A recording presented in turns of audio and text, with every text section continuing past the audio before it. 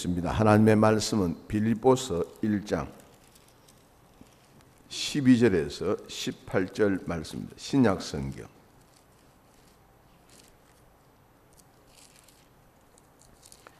빌립보서 1장 12절에서 18절 말씀 제가 봉독해 드리겠습니다. 형제들아, 내가 당한 일이 도리어 복음 전파에 진전이 된 줄을 너희가 알기를 원하노라. 이러므로 나의 매임이 그리스도 안에서 모든 시대 안과 그 밖의 모든 사람에게 나타났으니 형제 중 다수가 나의 매임으로 말미암아 주 안에서 신뢰함으로 겁없이 하나님의 말씀을 더욱 담대히 전하게 되었느니라. 어떤 이들은 투기와 분쟁으로, 어떤 이들은 착한 뜻으로 그리스도를 전파하나니 이들은 내가 복음을 변증하기 위하여 세우심을 받은 줄 알고 사랑으로 하나 그들은 나의 매임에 괴로움을 더하게 할 줄로 생각하여 순수하지 못하게 다툼으로 그리스도를 전파하느니라.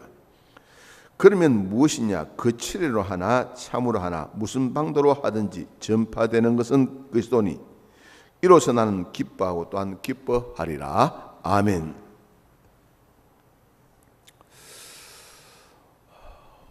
오늘 아침에는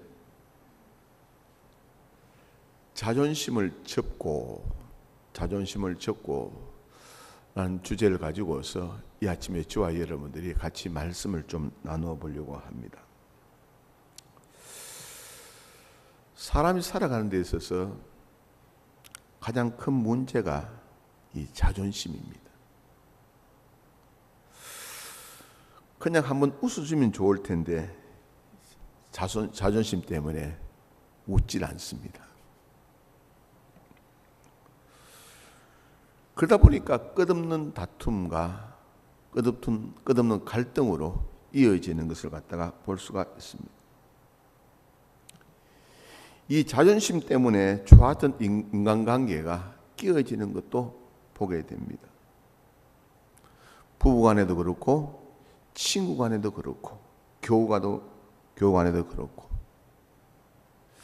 미안하다라는 말 한마디만 잘하면 다 해결되어지는데 요 미안하다는 말 한마디를 갖다가 못하는 것이 우리의 모습이지 않겠는가 그런 생각을 합니다. 이어령 씨 글 가운데서 그런 글이 있더라고요. 사람이 살아가는 데서 감사합니다, 미안합니다. 요 두 마디만 잘해도 인간관계가 참 좋은 관계로 이어진다는 겁니다. 사람이 살아가면서 고마울 때 고맙습니다.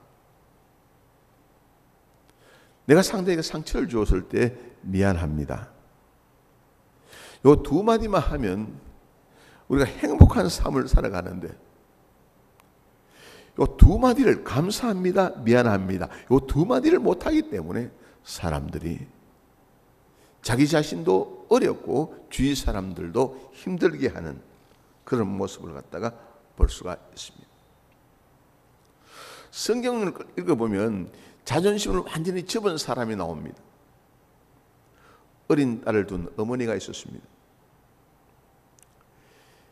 이 어머니는 수로보니게에 사는 바로 어머니였습니다. 수로보니게라는 것은 바로 이방 땅을 말합니다. 이 여인은 바로 헬라 사람이었습니다. 이방인이었습니다. 그날 어느 날 예수님에 대한 소식을 들었습니다.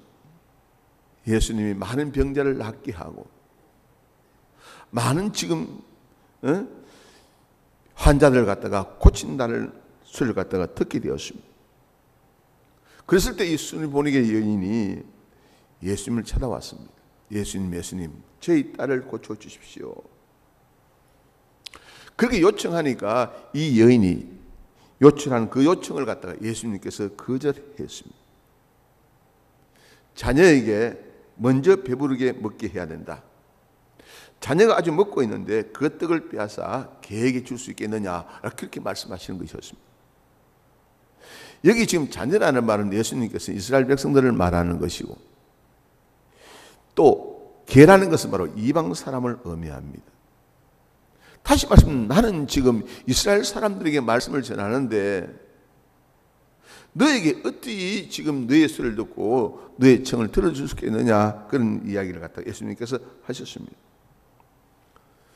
이렇게 될 때에 이 수르보닉의 여인이 좀 자존심이 있다 할 것 같으면, 아니 나를 개라고요? 그럼 내 딸 자신 개자식이란 말입니까? 내가 어디 갈 데가 없어 당신한테 이런 청을 한 줄 아십니까?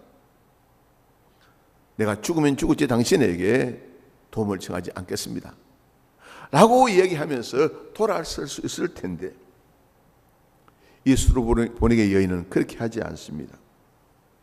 주여, 옳습니다. 상 아래에 떨어진 음식을 개가 주워 먹지 않습니까?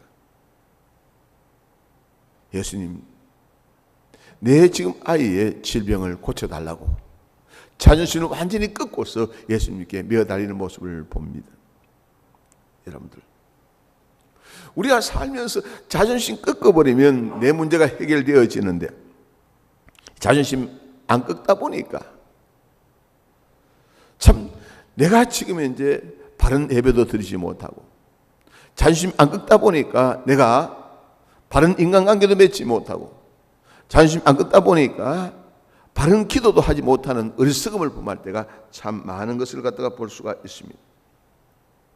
성경에 볼 것 같으면 이 자존심 내쇼다 불행한 삶을 산 인물이 있습니다. 누굽니까? 사울왕을 꼽을 수가 있죠. 여러분 잘 아는 사울왕, 참 이스라엘의 초대 왕입니다. 근데 다윗이 브레셋 장군 골리앗을 물리친 나머지 이스라엘 여인들이 사울이 죽인 자는 천천히요 다윗이 죽인 자는 만만이라 이렇게 노래할 때에, 이 지금 사울은 나름대로 자존심 없이 상했습니다. 아니 저 벨레헴 들만에서 양치는 목동한테는 만만이라고 돌리고 나한테는 천천히라고 돌릴 수 있느냐 라고 생각한 나머지 이 자존심이 세우기 위해서 이 다윗을 갖다가 죽이려고 다윗의 뒤를 갖다가 쫓는 나머지 불행하게 우리 하나님께로부터 버림당하는 이 사울왕의 모습을 갖다가 볼 수가 있습니다.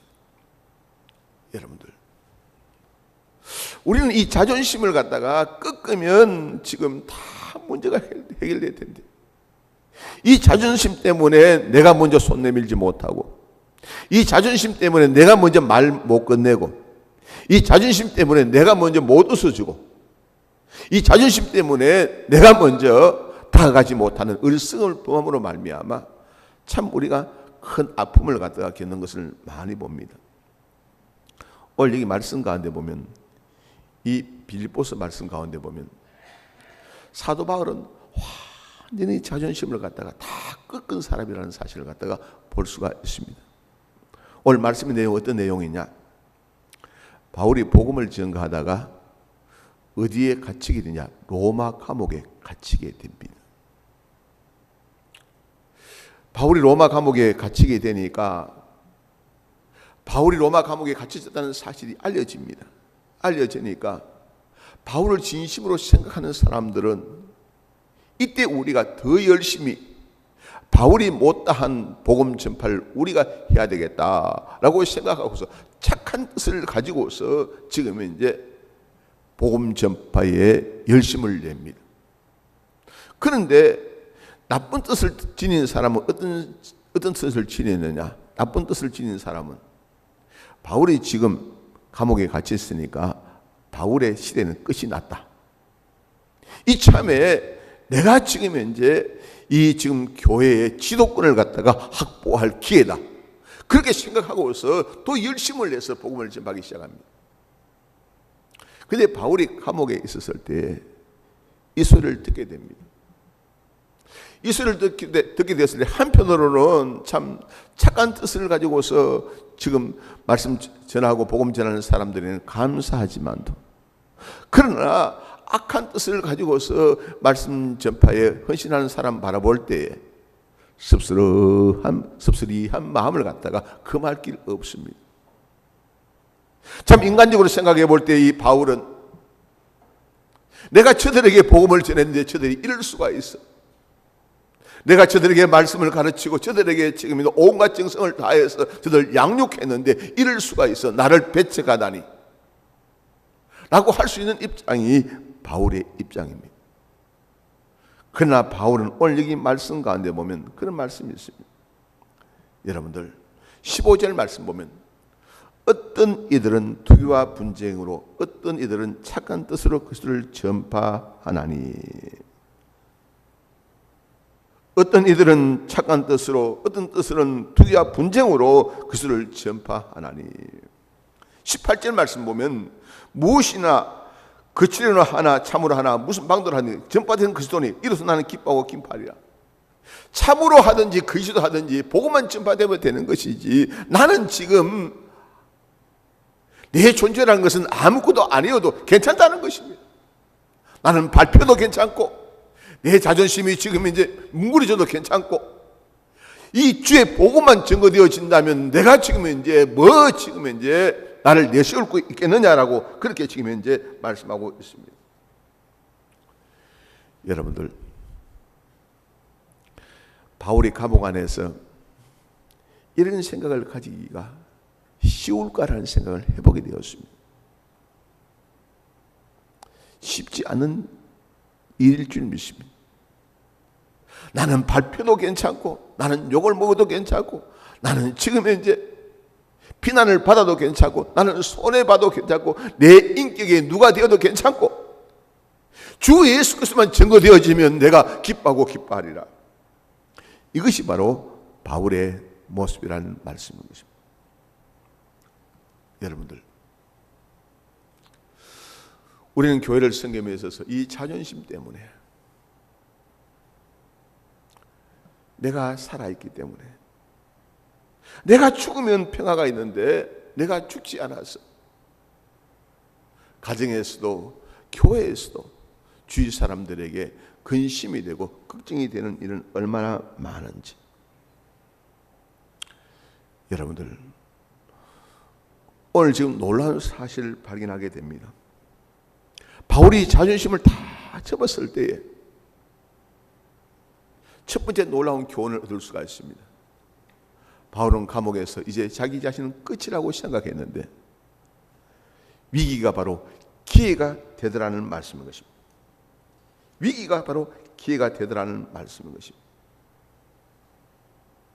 바울은 이제 이 로마 감옥에 갇혀 있어서 이제 나는 더 이상 지금 이제 어찌할 수 없다고 그렇게 생각했는 그때가 기회가 되더라는 말씀입니다.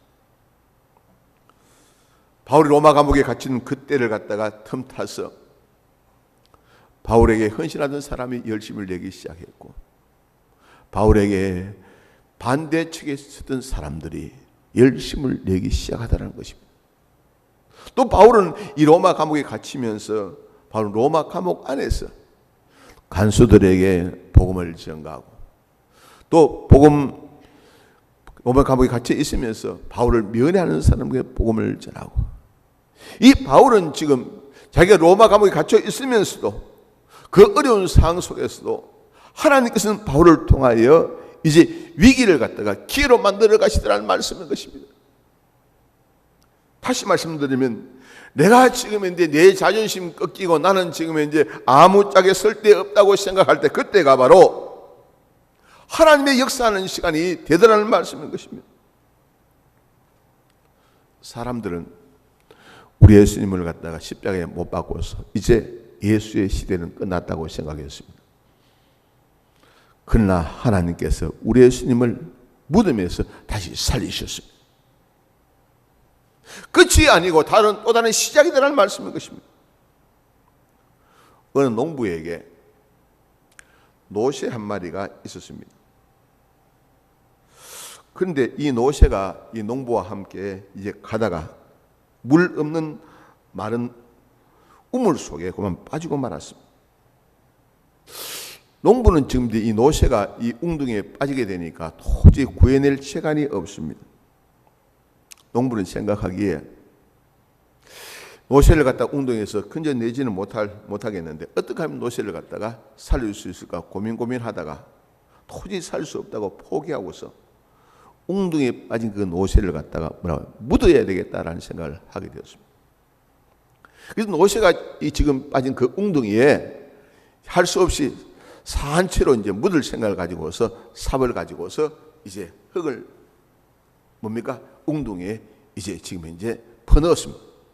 그러니까 노새가 그 웅둥이 밑에서 흙이 떨어지면 툭툭 털고 다시 일어서고, 또 흙을 보니까 또 지금 뭡니까? 흙을 툭툭 들고 일어서고, 그렇게 반복하더니만 노새가 그만 그 웅둥이에서 나오더라는 것입니다. 여러분들, 우리 생각에는 끝이라고 생각하지만도, 내 자존심 지금 꺾으면 지금 이제 내가 끝이라고 생각하고 나는 죽었다고 생각하지만도 아니더라는 말씀인 것입니다. 하나님께 또 다른 역사를 일으켜 가시더라는 말씀인 것입니다. 여러분들, 바울은 지금 로마 감옥에 갇혔습니다. 끝이라고 생각했습니다. 그러나 바울 대신해서 바울을 사랑하는 사람이 복음을 증거하기 시작했고, 바울을 대적하는 사람이 복음을 증거하게 되니까 바울은 기뻐한다는 그런 얘기를 갖다가 한다는 말씀입니다. 그러면 우리는 신앙생활 하면서 좀 큰 생각을 좀 가졌으면 좋겠다라는 생각을 하게 돼요. 큰 생각. 클리브 여행기라는 그 지금 책이 있습니다. 이 클리브 여행기에 보면 소인국에서 일어난 일들을 갖다가 거기에 지금 이제 기록해 놓았습니다. 소인국. 그런데 소인국에 갔더니만 이 소인국에서 전쟁이 일어났는데, 괴상한 전쟁이 일어났습니다. 달걀을 놓고서 이쪽에서 깨뜨려 먹느냐 저쪽에서 깨뜨려 먹느냐 이거 가지고 싸우고 있습니다. 아니, 달걀 여러분들 보실 것 같으면 우리가 톡톡 쳐가지고 빨아먹으면 되는 것인데, 이 왼쪽에 깨는 게 뭐 그게 큰 문제며 오른쪽에서 깨는 게 그 큰 문제냐. 근데 소인국에서는 오른쪽에 지금 쪽으로 달걀을 깨느냐 왼쪽으로 이거 가지고 서로 싸우더라는 말. 다시 말씀, 아무것도 아닌 문제 가지고서 싸우더라는 것입니다.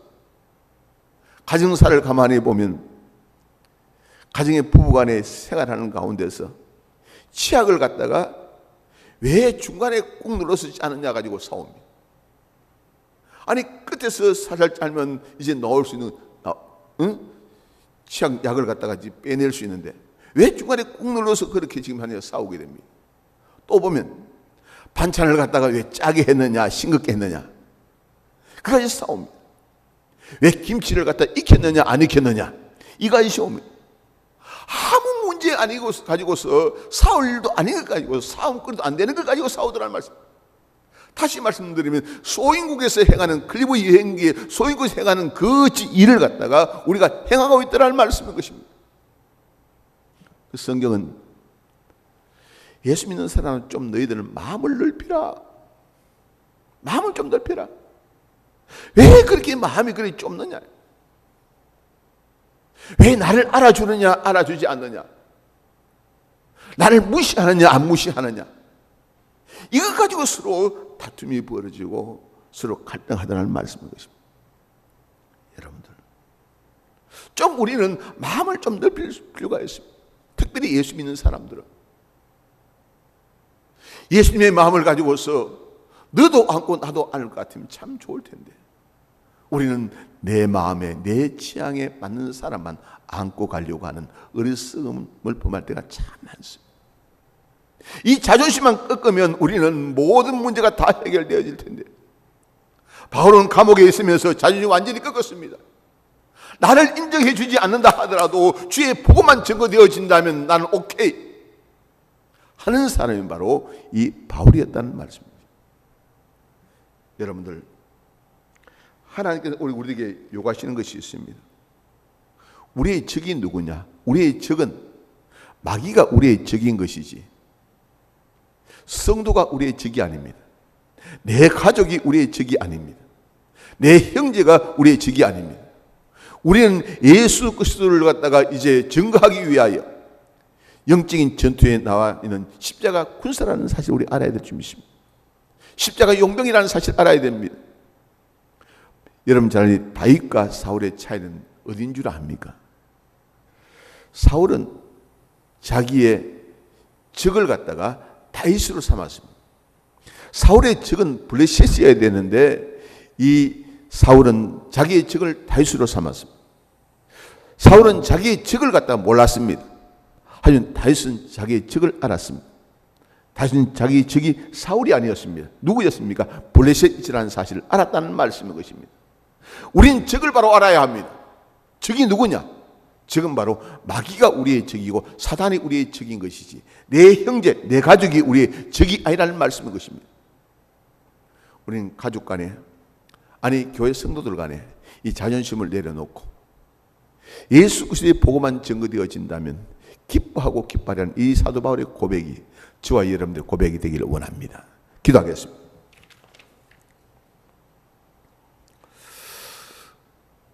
은혜로우신 여호와 아버지 하나님, 우리가 신앙생활하면서 자존심만 꺾는다면 참 평화의 삶을 사는데 이 자존심 때문에 내가 손 먼저 못 내밀고 이 자존심 때문에 내가 먼저 말 못 끝내고 이 자존심 때문에 내가 참